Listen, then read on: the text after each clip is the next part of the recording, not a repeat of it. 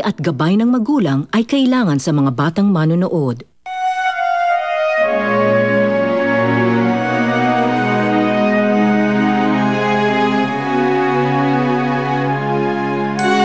Elis, hindi pa tayo pwede. Papahamak ka lang ulit sa akin. Sana mahintay mo yung panahon na wala nang magiging dahilan yung mundo para paghiwalayin tayong dalawa. Maghihintay ako. Mahal na mahal. Mahal din kita, Tisoy. Hindi ko nga pwedeng awayin si Leila. May mga koneksyon siya sa partido namin. Next year, pag nanalo ko, maaayos ko na ang lahat at matutuloy na natin ang mga plano mo. Wala na akong panahon. Paano kung magawa ni Tisoy lahat yung kondisyon mo? Papayag ka na magkatuluyan sila? Nagbigay lang ako ng kondisyon na hindi kayang tuparin ni Tisoy. Inutakan ko lang sila.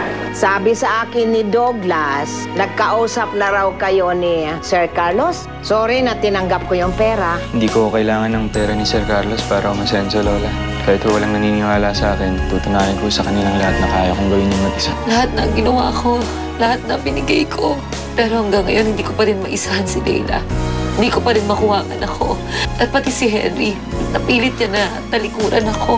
Baka hindi mo talaga kaya. Kapag nawala na si Leila at si Carlos, makukuha ko na ang anak ko. Si Carlos at si Leila ang una kong sisingilin.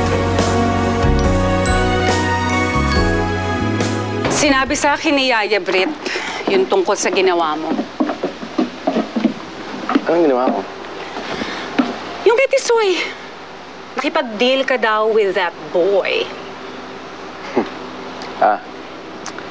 Alam mo, binigyan ko lang siya ng isang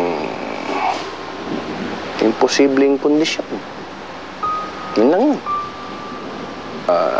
Andito na si Elise, andito na anak natin, hindi natin dapat alalahanin yun. Pero alam mo, kahanga-hanga yan si Tisoy. Hindi siya takot sa bugbog ko. Hindi siya takot mamatay. At saka hindi tinanggap yung suhol ko sa kanya. Alam mo kung tutusin kapag nagawa niya yung napag-usapan namin, papayag na ako sa kanya. I still think it's stupid. Huwag mo lang intindihin si Tisoy. No? Tapos na yung problemang yun. Ang problema mo ngayon si Ellen dahil hindi gumana yung unang pakikipag-usap mo kay Mayor. Oh, morning anak. Morning po.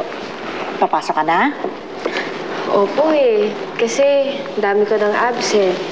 Tsaka okay na po ako. Sige. Dali ha. Apo. I think it's exciting na makita kang pumasok ulit. Priceless ang makita yung reaction mo kapag nalaman mo na ikaw yung pinag-uusapan ng buong campus. Good luck. See you later.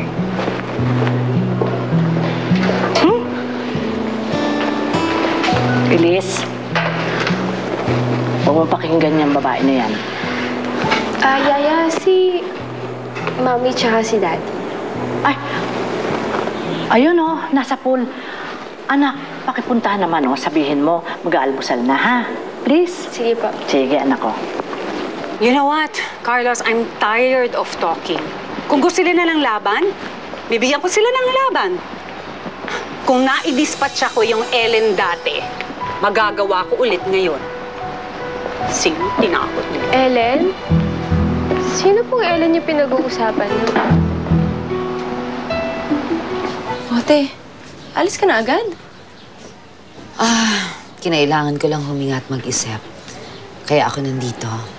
Kailangan kong balik ng Batangas, Violi. Ate, nag-aalala na ako sa'yo. Okay lang ako. Huwag kang mag-alala sa akin. Nandun ang anak ko. Nandun ang mga kalaban ko. Kaya dapat nandun din ako. Paano kung sumama na lang kaya ako sa'yo? Natakot ako eh. Violi, huwag na. Hindi mo laban ito. Hindi ko kailangan mag-alala at kabahan para sa akin. Mag-alala at kabahan ka para sa kanila. Ano bang balak mo, ate?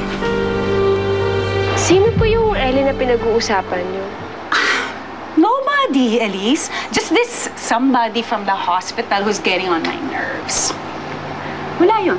Parang pamilyar po kasi yung pangalan na Ellen sa akin. Pamilyar? Naalala ko na po. Siya yung babaeng parang baliw na sabi niya sa akin siya daw yung tunay kong nanay. Hindi! Hindi yung Ellen na yun. Iba yung tinutukoy ko sa ospital yung sinasabi ko eh. Sinasabi mo yung baliw na Ellen. Diba? Oh, but look at you, ha? Naka-uniforme ka na. Ibig sabihin you're going back to school. Good, good. Hindi talaga nitong si Elise. Oh, sinabi rin ng daddy mo yung tungkol sa deal nila with that boy of yours from the port. Ah, good luck with that, ha? Sabi po ni Yaya Brit, pasok na daw po kayo kasi mag-aalmusal na po tayo. Okay. Okay.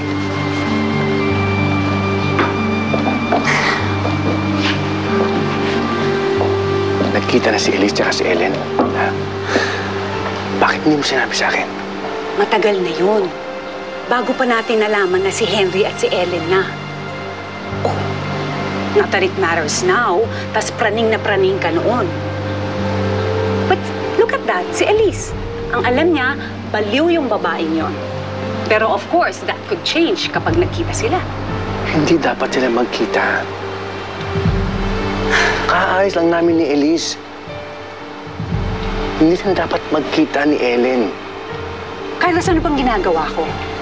Habang busy-busy ka dyan kay Tisoy, hindi ako magkanda-ugaga para pigilan na makita ni Henry at ni Ellen yang si Elise para hindi sila makapag-usap.